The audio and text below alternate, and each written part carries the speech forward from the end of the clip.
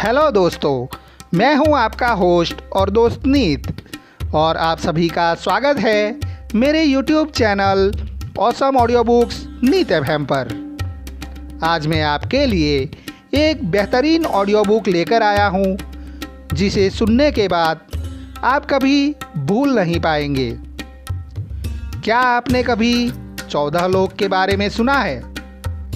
कभी कोई किस्सों में, कभी कोई कहानियों में, लेकिन ये कोई कहानी नहीं है, बल्कि एक गहरा आध्यात्मिक रहस्य है।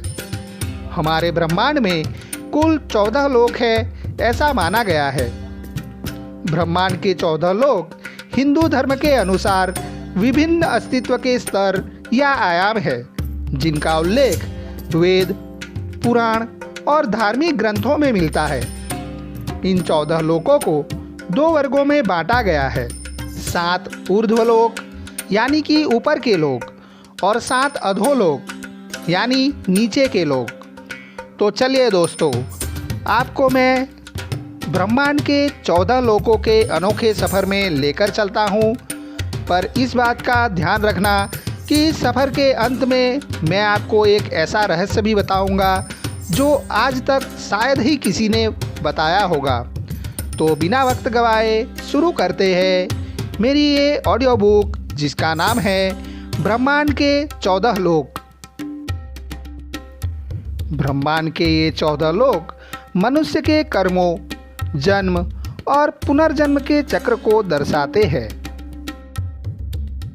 तो आइए देखते हैं ऊपर के 7 लोक। इन लोकों में आत्मा ऊंचाई की ओर ज्ञान, शांति और मोक्ष की दिशा में बढ़ती है। सबसे पहले भूलोक। इस लोक में सभी मनुष्य, पशु, जीव जंतु रहते हैं। इसे मृत्युलोक भी कहा जाता है, क्योंकि यहाँ जन्म और मृत्यु का चक्र चलता रहता है। दूसरा, भुवलोक। ये लोक भूलोक और स्वर्गलोक के बीच स्थित है। यह ऊर्जा रूपों का क्षेत्र है जो भौतिक और दिव्य लोकों को जोड़ता है। तीसरा, स्वर्गलोक, देवताओं का लोक, जहाँ सारे देवतागण निवास करते हैं। अच्छे कर्म करने वालों को मृत्यु के बाद इसी लोक में स्थान मिलता है, जहाँ सुख, संपत्ति और आनंद की अनुभूति होती है। चौथा, महरलोक। ये दिव्य ऋषियों, तपस्वियों और महान आत्माओं का निवास स्थान है, जहाँ ये सारी दिव्य आत्माएं तपस्या में लीन रहती है। पांचवा, जनलोक। इस लोक में वे आत्माएं निवास करती है जिन्होंने ज्ञान और ध्यान में परम सिद्धि प्राप्त की होती है। यहाँ के वासी ब्रह्मा जी की लीलाओं में लीन रहते हैं। छठा लोक, तपलोक। अत्यंत शक्तिशाली तपस्वियों का स्थान, जो शरीर के परे केवल चेतना में स्थित होते हैं। सातवां, ब्रह्मलोक। यह अंतिम लक्ष्य है, जहाँ केवल सत्य है, मोक्ष है और ईश्वर का साक्षात्कार होता है। इन ऊर्ध्वलोकों में आत्मा के जाने का मतलब है शुद्ध और जागरूक होना। अब बात करते हैं नीचे के 7 लोकों की। अतल लोक। ये राक्षसों और मायावी शक्तियों का घर है। वितल लोक, जहाँ कामनाएं और भोग हावी रहते हैं। सुतल लोक, राजा बलि का लोक। वे दानवीर थे, लेकिन उनमें अहंकार भी था। रसातल लोक, जहाँ भ्रम, लालच और अज्ञान का घना अंधेरा है। तलातल लोक, छल, धोखा और झूठ से भरा हुआ लोक। महातल लोक, जहाँ अंधकार और अहंकार का बोलबाला है। आखिरी, पाताल लोक, सबसे नीचे का लोक, तामसिक ऊर्जा और इच्छाओं का केंद्र। यह 7 लोक हमारे भीतर की नकारात्मक सोच और कमजोरियों का प्रतीक है।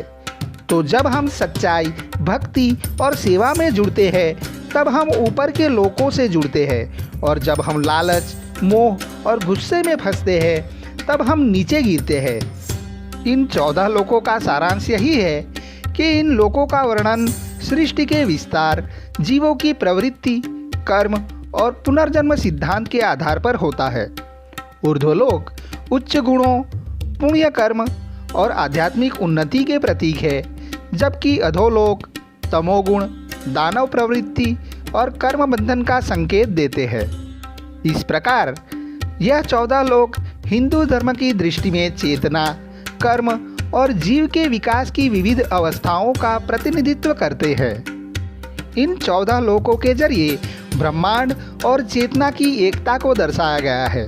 ब्रह्मांड के 14 लोक शरीर के 14 भुवन के समान माने जाते हैं, जो 5 इंद्रियां, 5 कर्मेंद्रियां और 4 अंतःकरण से बनते हैं।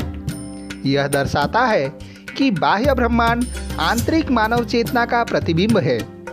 महाप्रलय के समय इन लोकों का चलन रुक जाता है। केवल सत्यलोक और कुछ उच्चतम लोक अविनाशी रहते हैं। इस प्रकार यह 14 लोकों की संरचना ब्रह्मांड की व्यापकता, आत्मा की यात्रा, कर्म और मोक्ष की सांस्कृतिक और आध्यात्मिक समझ प्रदान करती है, जो जीवन के रहस्यों को समझने में अत्यंत महत्वपूर्ण है। ये लोक केवल स्थान नहीं, बल्कि चेतना के विभिन्न स्तर हैं, जहां जीवात्माएं अपने कर्मों के अनुसार निवास करती हैं और आध्यात्मिक उन्नति करती है। मित्रों, ऑडियो बुक की शुरुआत में मैंने एक रहस्य की बात की थी, तो वो रहस्य यही है कि इतने बड़े ब्रह्मांड के ये जो 14 लोक है, उनका संक्षिप्त रूप खुद हमारा शरीर है, जिसे आप दिए गए चित्र के द्वारा समझ सकते हैं। हमारा ये शरीर इन 14 लोकों का प्रतिनिधित्व करता है। हमारे शरीर में आए हुए 7 ऊर्जा चक्रों के सही उपयोग के साथ और हमारे कर्मों के द्वारा या तो हम नीचे की ओर जाते हुए अधोलोक के 7 लोक के ओर पहुंचते हैं, या फिर ऊर्ध्वलोक के 7 लोक की ओर उत्थान कर सकते हैं।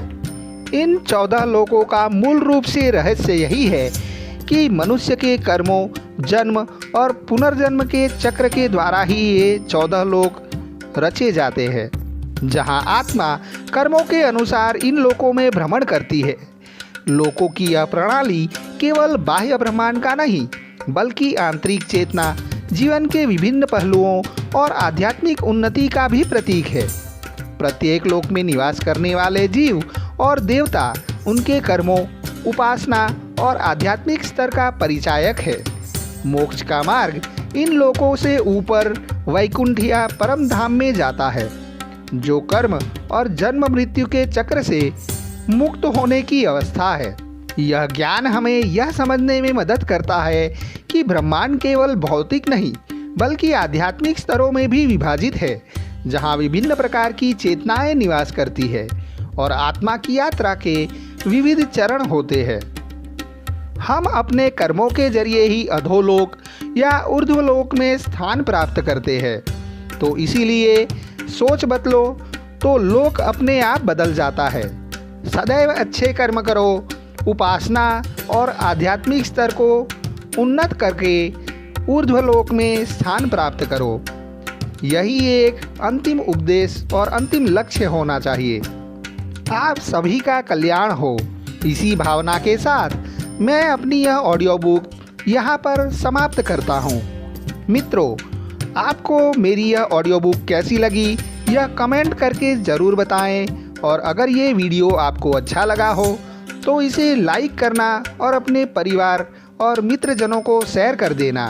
और इसी प्रकार के और वीडियो देखने की अगर आप इच्छा रखते हैं तो मेरे चैनल ऑसम ऑडियो बुक्स नीत एफएम को अभी सब्सक्राइब कर ले। फिर से जल्द मिलेंगे नए ऑडियो बुक के साथ। तब तक आप स्वस्थ रहे, सुरक्षित रहे। जय भारत, जय हिंद, अस्तु।